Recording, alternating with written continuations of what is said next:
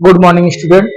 आज की इस क्लास में हम लोग पढ़ेंगे फ्यूचर इंडेफिनिट को, जो कि एक यूज के माध्यम से हम लोग पढ़ेंगे। ये इसलिए यूज के माध्यम से पढ़ रहे हैं क्योंकि हम इंग्लिश स्पोकन को पढ़ा रहे हैं। तो इंग्लिश स्पोकन का मतलब ये है कि इंग्लिश को बोलना। इंग्लिश बोलना एक आर्ट होता है, कला होता है। जिसके अंदर ये कला है वो समझ लीजिए इंग्लिश बोल लेगा। और इंग्लिश की कला को सीखने के लिए या इंग्लिश बोलने के लिए प्रैक्टिस की जरूरत पड़ती है, ना कि कोई रटने की जरूरत पड़ती है। इसीलिए हमने फ्यूचर इंडेफिनिट के जो रूल्स हैं उनको हमने लिखाया है, और इसके अगले वाले वीडियो में इसकी हम लोग प्रैक्टिस भी कर लेंगे। तो फ्यूचर इंडेफिनिट जो है, use of future indefinite, will और सेल, इसकी पहचान जो होती है विल और सेल होती है।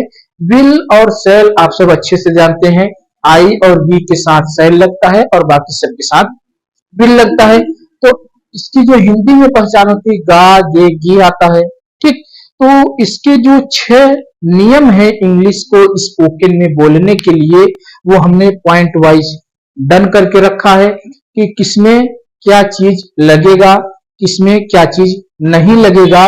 तो यही 6 रूल होते हैं किसी भी यूज को या फिर किसी भी टेंस को बनाने, ट्रांसलेट करने में या फिर बोलने में इन्हीं 6 रूलों का फॉलो किया जाता है। ठीक, तो इसीलिए कहा गया है कि English speaking is not high but English speaking is art. English बोलना हाई नहीं है, मगर इंग्लिश स्पीकिंग करना एक कला है। तो हमने यहाँ शॉर्ट फॉर्म में लिखा है, जो कि है ये पीओ, मतलब पॉजिटिव ऑफ रूल। मतलब पॉजिटिव में जो है वो सब्जेक्ट यस यू बी, मतलब सब्जेक्ट लगेगा, उसके बाद विल या फिर सेल जो लगेगा उसके अकॉर्डिंग आपको समझाना है।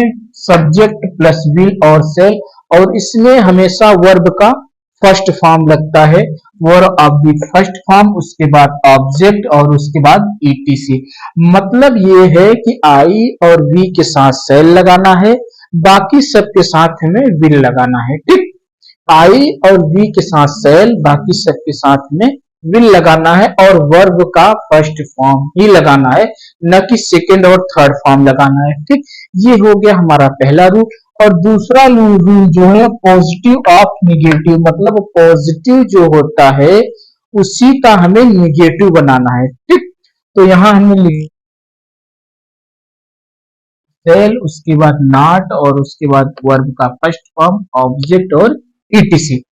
वर्ब का फर्स्ट फॉर्म सब में लगेगा, वर्ब का सेकंड फॉर्म जो होता है वो दूसरे में लगता है, पास्ट इंडेफिनिट में लगता है, और इसमें जो होता है हमारा वो वर्ब का फर्स्ट फॉर्म ही सब में लगेगा। तो ये रहा हमारा पॉजिटिव ऑफ निगेटिव, मतलब पॉजिटिव का जो होता है वो निगेटिव है हमारा। और तीसरा रूल जो है ये इंट्रोगेटिव। इंट्रोगेटिव में क्या होता है कि विल और सेल जो होता है वो पहले लग जाता है और क्वेश्चन मार्क लगता है।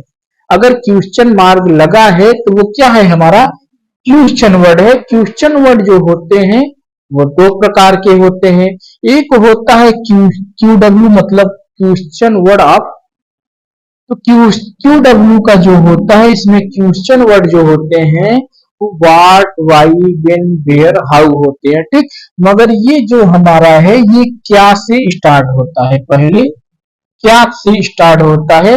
तो ये हमारा इंट्रोगेटिव, इंट्रोगेटिव में पहले विल या फिर सेल, उसके बाद सब्जेक्ट, तब वर्ब लगता है।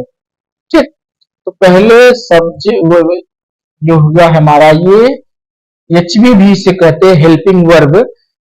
तो हमारा विल और सेल, उसके बाद सब्जेक्ट, फिर वर्ब का फर्स्ट फॉर्म, उसके बाद ऑब्जेक्ट, फिर ईटीसी और क्वेश्चन मार्क।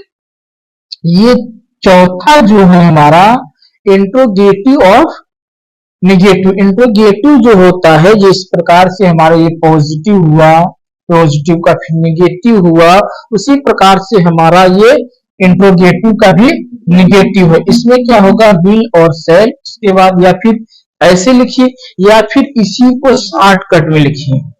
ठीक, इसी को शॉर्टकट में लिख दीजिए, तो यहां से ये लगा देते हो विल या फिर सेल या फिर उसके बाद नॉट, फिर उसके बाद सब्जेक्ट, ठीक, या ये लिखिए, या तो फिर इस प्रकार से आप सब लिख सकते हैं कि सब्जेक्ट के बाद भी आप नॉट लगा सकते हैं, ठीक, यहां लिखिए या फिर यहाँ सब्जेक्ट प्लस नॉट।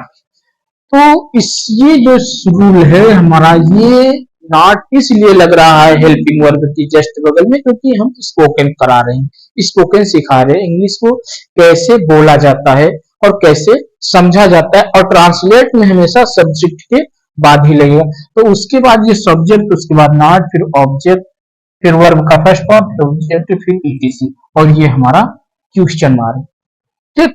उसके बाद जो हमारा ये क्वेश्चन वर्ड ऑफ है, तो इसमें वाट वाई वेन पहले लगेगा, उसके बाद फिर विल या फिर सेल, उसके बाद सब्जेक्ट, फिर वर्ब, फिर ऑब्जेक्ट, फिर एटीसी, और ये क्वेश्चन मार्क, ठीक। ये हमारा पांचवा रूल हो गया। और छठवां रूल जो होता है क्वेश्चन वर्ड ऑफ निगेटिव, मतलब क्वेश्चन वर्ड का जो है उसी का हमारा नेगेटिव है, आपको क्या लगाना है, क्वेश्चन वर्ड लगाना है, उसके बाद विल लगाना है, फिर सेल लगाना है, फिर उसके बाद नॉट लगाना है, फिर आपको सब्जेक्ट लगाना है, फिर वर्ब लगाना है, फिर ऑब्जेक्ट लगाना है, और फिर एटीसी, उसके बाद हमारा क्वेश्चन मार्क। ये जो है हमारा 6 रूल जो है यही सब में फॉलो किए जाते हैं इंग्लिश को बोलने में, चाहे वो यूज हो, मॉडल वर्ड जिसे कहा जाता है, या फिर आपका ट्रांसलेटेंस हो, उसमें भी 6 ही नियम फॉलो किए जाते हैं। तो आज के इस क्लास में हमने सीखा कि विल और सेल इंग्लिश स्पोकन में किस तरीके से यूज किया जाता है, उसी के बारे में हमने सीखा। और इसको आपको 1 या 2 बार प्रैक्टिस करना है, उसके बाद आपको इंग्लिश बोलना ऑटोमेटिक स्टार्ट हो जाएगा। इसकी जो ट्रांसलेशन है, जो या फिर जो इसका रिवीजन है, इसको हम अगले वीडियो में कराएंगे।